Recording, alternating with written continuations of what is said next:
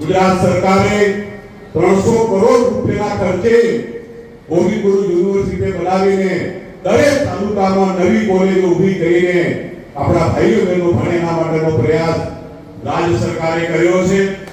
માનનીય મોદી સાહેબ માટે મને કહેતા ગૌરવ કે આપણા સમાજના હક માટે, અધિકાર માટે, શિક્ષણ માટે જે લોકો અત્યારે વાતો કરી રહ્યા છે, જ્યારે એમની સરકારો હતી, એમના મુખ્યમંત્રી હતા, એમના વડાપ્રધાનો હતા, ત્યારે એમની સરકારો કરી નથી।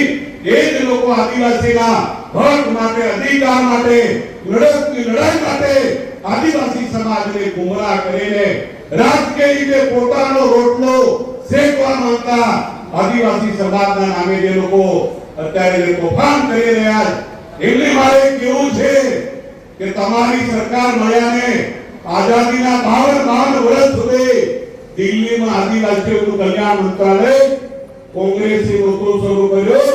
અટલ બિહારી વાજપેયી સાહેબની એનડીએની સરકારે પહેલી વાર દિલ્હીની અંદર જનજાતિ કલ્યાણ મંત્રાલય, એનું બજેટ, એના મંત્રી એ આપવાનું કામ એનડીએની સરકારે કર્યો। રાજનીતિ માટે સમાજને બદનામ કરવાવાળા લોકો છે, સમાજના નામે આગળ આવવું છે, સત્તા જોઈએ છે। તમારી સરકાર આટલા વર્ષ રહી, કેમ તમે ગોવિંદગુરુ યુનિવર્સિટી નહીં કરી? ગંગોઈ ધામનો કેમ વિકાસ નહીં થયો? એમની સરકારના એક પણ મુખ્યમંત્રી ગંગોઈ ખાતે આવ્યા નથી। ગુજરાતની ભાજપની સરકારના બે મુખ્યમંત્રીઓ શ્રી માયાજી ભુરિયાલ આવીને સ્વર્ગસ્થ આપણા સાહેબને આજે યાદ આપણે કરીએ।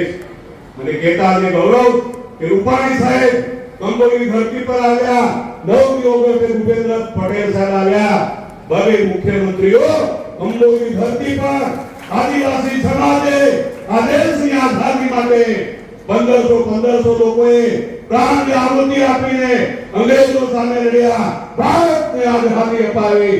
એવી બલિદાનોની ભૂમિ પર આવનારા ભારતના પહેલા પ્રધાનમંત્રી નરેન્દ્રભાઈ મોદી સાહેબને સતત વંદન કરું। ત્યારે તમે અમારો સમાજ યાદ આવ્યો, આદિવાસી સમાજના યાદ આવ્યો। પહેલા પ્રધાનમંત્રી માનનીય મોદી સાહેબ માંગલની ધરતી પર આવીને શહીદોને નમન વંદન કરીને આપણા સમાજનો ઇતિહાસમાં ઉજાગર, ઇતિહાસમાં માન સન્માન અપાવવાનું કામ ભારતના પ્રધાનમંત્રી માનનીય મોદી સાહેબે કર્યું છે। હું થોડો સમય કેન્દ્ર સરકારમાં મંત્રી તરીકે પણ તમારા આશીર્વાદથી રહેવાનું સૌભાગ્ય મને પ્રાપ્ત થયું હતું। આજે આપણા દીકરા દીકરીઓ ઇંગ્લિશ મીડિયમ સ્કૂલમાં ભણીને આશરે દાહોદ જિલ્લાના સંજયની સિવાય દરેક તાલુકામાં એકલવ્ય મોડલ શાળાઓનું બાંધકામ અત્યારે ચાલુ છે। દરેક તાલુકામાં લગભગ 23 કરોડ એના કરતા વધારે ખર્ચે એકલવ્ય મોડલ શાળા શરૂ કરવા આપણે જઈ રહ્યા છે। દાહોદની પહેલી વિજ્ઞાન પ્રવાહની કોલેજ કંબોઈ ખાલોદ ખાતે ભાજપની સરકારે આજે આપણને આપી। ડિગ્રી એન્જિનિયરિંગ કોલેજ સ્વર્ગસ્થ ભુરાજી કટારા સાહેબ રમેશભાઈના પિતાશ્રીએ ગુજરાતની વિધાનસભામાં રજૂઆત કરીને ઉમરગામથી અંબાજી પટ્ટીની અંદર ડિગ્રી એન્જિનિયર કોલેજની મંજૂરી લાવવા સ્વર્ગસ્થ ભુરાજી કટારા સાહેબને સતત વંદન આજે યાદ આપણે કરીએ છીએ।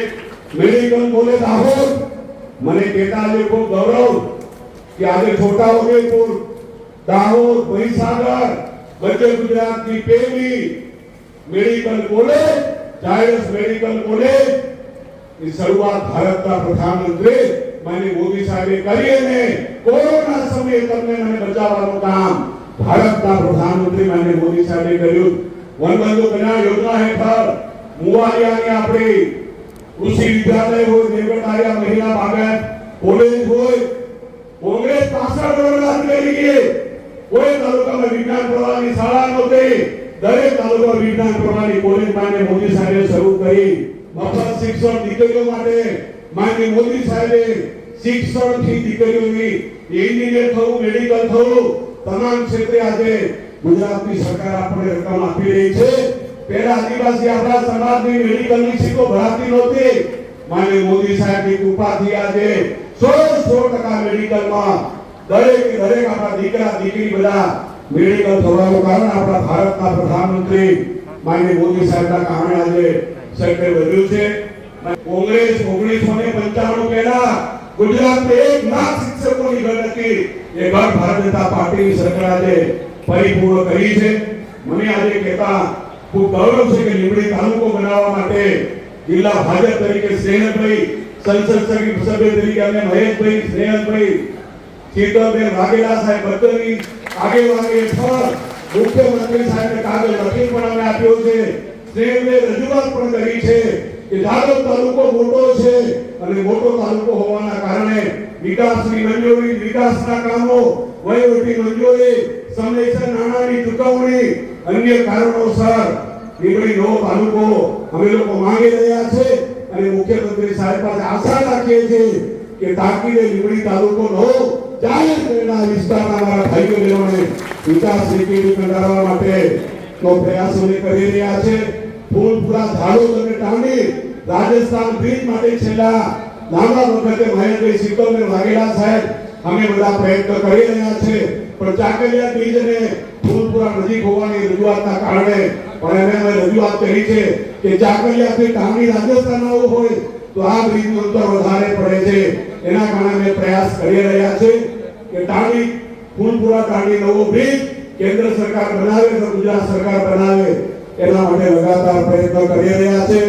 ઝાલોદ તાલુકાના વિકાસ માટે આપણે બધા સાથે મળીને દાહોદના સાંસદ તરીકે 46,000 કરોડ રૂપિયા પહેલી વાર દિલ્હીથી ભારતના પ્રધાનમંત્રી માનનીય મોદી સાહેબે આપણને આપ્યા છે. અને હાઈ સ્પીડ રેલ એન્જિન બનાવવાનો કારખાનો હોય, એફી રેડિયો હોય, એફસીઆઈ હોય, અનેક પ્રકારના કામો ટાળાવાળા ખાતે નવી એરપોર્ટ એ વન ખાતાની જમીનમાં બનાવવા માટે એક લીંબડીની ઓળખ, લીંબડીની પહેચાન પૂરા ભારતના નકશા પર અંકિત કરવા માટે અમારા ભારતીય જનતા પાર્ટીના કાર્યકર્તા, આ વિસ્તારના અમારા યુવાનો, મહિલાઓ તમારા આશીર્વાદથી લીંબડી ભો કે ઝાલોદ ભો કે દાહોદ જિલ્લો એ સર્વાંગી ક્ષેત્રે આગળ આવે એના માટે પ્રયત્ન કરી રહ્યા છે. આ વિસ્તારમાં ગરીબી સ્થળાંતરને અંત લાવવા માટે નર્મદાનું પાણી સિંચાઈ માટે લાવવા માટે પ્રયત્ન કરી રહ્યા છે. આપણા ઝાલોદ તાલુકો, દાહોદ, ફતેપુરા, ગાંધીપુર ઉપરની પૂરી પટ્ટીને આવીને સિંચાઈનું પાણી મળે, પીવાનું પાણી મળે એના માટે મહેશભાઈ બધી મીટિંગમાં મેં વારંવાર કહેતા હોય છે કે કડાણાનું પાણી લાયા મને નથી મળ્યું, પણ આગામી સમયની અંદર માનનીય મુખ્યમંત્રી સાહેબ આપણી સાથે છે ત્યારે આ પાણી મળે એવો પ્રયાસ કરી રહ્યા છે.